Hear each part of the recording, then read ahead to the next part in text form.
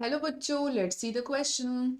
Tissue culture technique can produce infinite number of new plants from a small parental tissue. The economic importance of the technique is in raising genetically uniform population identical to the original parent, homozygous diploid plants, new species या फिर variants through picking up soma clonal variations. Okay? So question में पूछा है कि what is the economic importance of the tissue culture technique? तो हम जो tissue culture technique कर रहे हैं यहाँ पर, जिसमें कि हम क्या करते हैं कि प्लांट का कोई पार्ट लेकर के जो टोटीपोटेंट होता है, आई मीन प्लांट का जैसे हमने लीफ लिया या कोई पार्ट लिया, उससे हम लोग लैब कंडीशंस में पूरा का पूरा प्लांट बनाते हैं, है ना। तो उसकी क्या इकोनॉमिक इम्पोर्टेंस है, तो वो जो सारे प्लांट्स बन रहे हैं उनमें क्या खूबी है। तो पहला ऑप्शन दिया हुआ है genetically uniform population identical to the original parent. तो क्या ऐसा हो सकता है? यस, ऐसा हो सकता है। क्यों?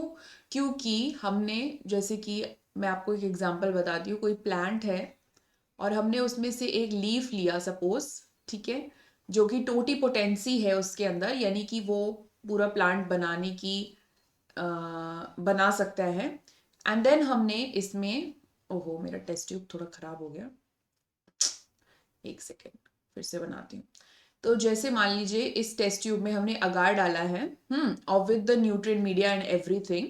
तो यहाँ पे अगर हम इस एक्सप्लांट को रखते हैं, फिर हम इसको प्रोवाइड कराते हैं प्रॉपर कंडीशन, जैसे ऑक्सिन्स हम देते हैं फॉर रूटिंग, साइटोकाइनेंस देते हैं फॉर शूटिंग, वो सब कुछ कंडीशंस देने के बाद में इवेंचुअली वो एक प्लांट बनता है वहां पर, है ना, मतलब छोटा सा, फिर हम उसको बाद में हार्डनिंग वगैरह करेंगे। तो इसमें क्या हो रहा है कि हमने जो प्लांट का पार्ट लिया है that is a somatic part, isn't it, leaf लिया है ना हमने। तो एक हमारी जितने भी प्लांट्स बनेंगे ना, इसमें से जितने भी बनेंगे वो सारे यूनिफॉर्म पॉपुलेशन होंगे, यानी कि जेनेटिकली आइडेंटिकल होंगे, सारे के सारे जेनेटिकली आइडेंटिकल होंगे, क्योंकि हमने एक ही प्लांट में से ये लिया है, ठीक है। सो ये टेक्निक हम जेनेटिकली यूनिफॉर्म पॉपुलेशन बनाने के लिए कर सकते हैं, बिल्कुल कर सकते हैं। सेकेंड है होमोजाइगस डिप्लॉयड प्लांट्स। तो होमोजाइगस डिप्लॉयड प्लांट्स तो वैसे भी बनते ही है ना, जब ट्रेडिशनल ब्रीडिंग करते हैं तो उसमें भी तो बनते ही है, तो इसकी टिश्यू कल्चर की कोई स्पेसिफिक इंपॉर्टेंस तो हुई नहीं, तो ये यहाँ पे नहीं होगा।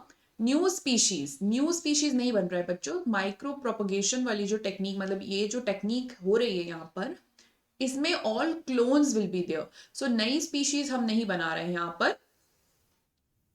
Variants through picking up somaclonal variations. तो अगर हम सोमा क्लोनल वेरिएशंस कर रहे हैं, मतलब बना रहे हैं, तो वो अलग बात है, लेकिन नॉर्मल केस में सारे क्लोन्स बनेंगे, ठीक है। तो हमने कोई इसमें इरेडिएशन अलग से दिया नहीं है, तो यहाँ पे राइट आंसर हो जाएगा बच्चों ऑप्शन ए।